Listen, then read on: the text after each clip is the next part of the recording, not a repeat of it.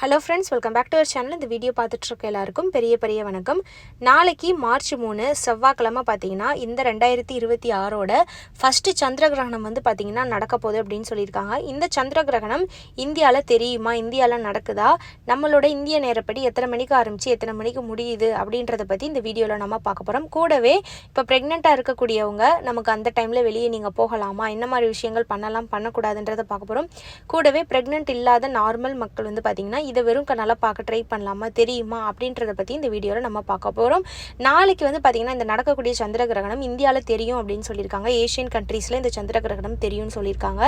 எத்தனை மணிக்கு ஆரம்பிக்குது அப்படின்னா இந்த சந்திர கிரகணம் இந்திய நேரப்படி 3:20 ஆரம்பித்து ஈவினிங் 6:47 முடியுது. ஸோ மத்தியானம் 3:20 ஆரம்பித்து ஈவினிங் 6:47 முடியுது. கிட்டத்தட்ட 3.5 மணி நேரம் இந்த சந்திர கிரகணம் நடக்குது. 3:15 6:45 அந்த மாதிரி ஞாபகம் வச்சுக்கோங்க.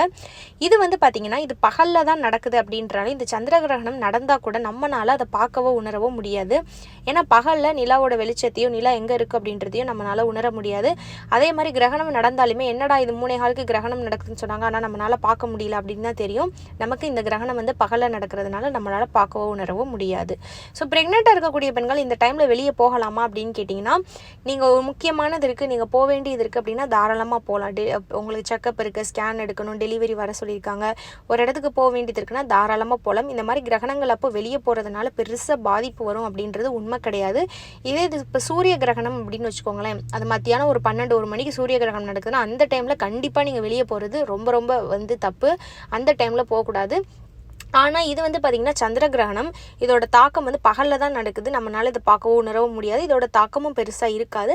அதனால் நீங்கள் போகிறவங்களா இருக்கீங்க அப்படின்னா தாராளமாக போகலாம். ஆனால் நீங்கள் ஒரு இடம் ஒரு வேளை போகிறீங்க அப்படின்னா அதை வெளியே நீங்கள் வெறும் கண்ணால் அதை பார்க்குறத நமக்கு வந்து சரி எப்படி இருக்குன்னு பார்ப்போம், அந்த மாதிரி பார்க்குறத நீங்கள் அவாய்ட் பண்ணிக்கிறது நல்லது. அதே மாதிரி இப்போ ஒரு 3.5 மணி நேரம் இந்த சந்திர கிரகணம் நடக்குதுன்னா அந்த 3.5 மணி நேரமும் வெளியே நீங்கள் வந்து எக்ஸ்ப்ளோர் பண்ணாமல் நீங்கள் எங்கே போகிறீங்களோ உங்கள் வண்டியிலையோ ஆட்டோலையோ கார்லையோ போயிட்டு டக்குன்னு வர பாருங்கள். ரொம்ப ஓப்பன் ஸ்பேஸில் ரொம்ப நேரம் வந்து அந்த வெயில் அந்த வெளிச்சத்துலையும் நீங்கள் இல்லாமல் இருக்கிறது நல்லது ப்ரெக்னெண்ட்டாக இருக்கவங்க. மற்றபடி நீங்கள் தண்ணி குடிக்கலாம், சாப்பிடலாம், தூங்கலாம், சமைக்கலாம், நீங்கள் ரெஸ்ட் ரூம் யூஸ் பண்ணலாம், ஃபோன் லேப்டாப் எல்லாமே யூஸ் பண்ணலாம். நீங்கள் நார்மலாக உங்கள் டே டு டேயில் நீங்கள் எப்படி இருப்பீங்களோ அந்த மாதிரியே இந்த கிரகணத்தப்பையும் நீங்கள் இருந்துக்கலாம். இப்போ கிரகணம் 3:15 ஆரம்பிக்குது. அப்போ காலையில் வெளியே போகலாமான்னு நிறைய பேர் கேட்டிருந்தாங்க. வெயில் காலையில் மத்தியானம்ல வெயில் அப்போ போகலாமான்னா அப்போ போகலாம், ஏன்னா அப்போ கிரகணம் ஆரம்பிக்கல. ஸோ அந்த மாதிரி போங்க. இன்னொன்று விஷயம் என்ன அப்படின்னு, ப்ரெக்னெண்ட்டாக இருக்கவங்க நான் இப்போ இந்த கிரகணம் அப்போன்னு கிடையாது, எப்பயுமே இந்த உச்சி வெயிலெல்லாம் போகிறத ரொம்ப அவாய்ட் பண்ணுங்கள். ஒரு 11:30 ஒரு 11 மணிலேருந்து ஒரு 3 மணி வரைக்கும் இருக்கக்கூடிய வெயிலில் வந்து பார்த்திங்கன்னா ப்ரெக்னெண்ட்டாக இருக்கவங்க முடிஞ்ச அளவு அவாய்ட் பண்ணுங்கள். இப்போ ஹாஸ்பிட்டலுக்குலாம் போகிறோன்னா அது நம்ம ஆட்டோலையோ ஒரு கார்லேயோ போகிறோம், அது பிரச்சனை இல்லை. அது நம்ம வந்து கவர் பண்ணி நிழலில் தான் போகிறோம். பட் ஓப்பன் ஸ்பேஸில் ரொம்ப நேரம் வெயிலில் நிற்கிறது நடக்கிறத அவாய்ட் பண்ணுறது நல்லது. அது வந்து ப்ரெக்னெண்ட்டாக இருக்கிறவங்க த்ரூஅவுட் ப்ரெக்னென்சி வரைக்குமே அதை ஃபாலோ பண்ணுறது நல்லது. இப்போ நார்மலாக இருக்கக்கூடிய மக்கள் அந்த கிரகணத்தை நம்ம பார்க்கலாமா, நான் சொன்ன மாதிரி இது பகலில் நடக்குது, நம்ம பார்க்கணும்னு நினச்சாலும் பார்க்க முடியாது. ஒரு சேஃப்டிக்காக நீங்கள் வெறும் கண்ணால் நீங்கள் வானத்தில் வெளிச்சத்தில் எங்கே தெரியுதுன்னு நம்ம பார்ப்போம் அப்படின்னு சூரிய திசையை நோக்கி பார்க்காதீங்க, ஏன்னா அது நல்லது கிடையாது. அதே மாதிரி இது பகலில் நடக்கிறதுனால இப்போ யார் தான் இதை பார்க்க முடியும்னா இந்த டெலஸ்கோப் மூலமாக பார்க்குறவங்க. சில இடத்துல இதுக்குன்னே பில்டிங் கன்ஸ்ட்ரக்ஷன் வச்சு பார்த்திங்கன்னா டெலஸ்கோப் வச்சுருப்பாங்க. சில இடத்துல அந்த மாதிரி டூரிஸ்ட் பிளேஸில் தான் இருக்கும். அந்த மாதிரி டூரிஸ்ட் பிளேஸில் இருக்கக்கூடியவங்க அந்த டைமில் நீங்கள் போனீங்க அப்படின்னா அவங்க மட்டும்தான் பார்க்க முடியும். நம்ம வீட்டில் இருக்கவங்கனால இதை பார்க்கவோ உணரவும் முடியாது. ஸோ இதுக்காக தான் இந்த வீடியோ. உங்களுக்கு ஏதாவது டவுட் இருக்குன்னா கண்டிப்பாக கமெண்ட்டில் கேளுங்க, எனக்கு தெரிஞ்சதை நான் உங்ககிட்ட சொல்கிறேன்.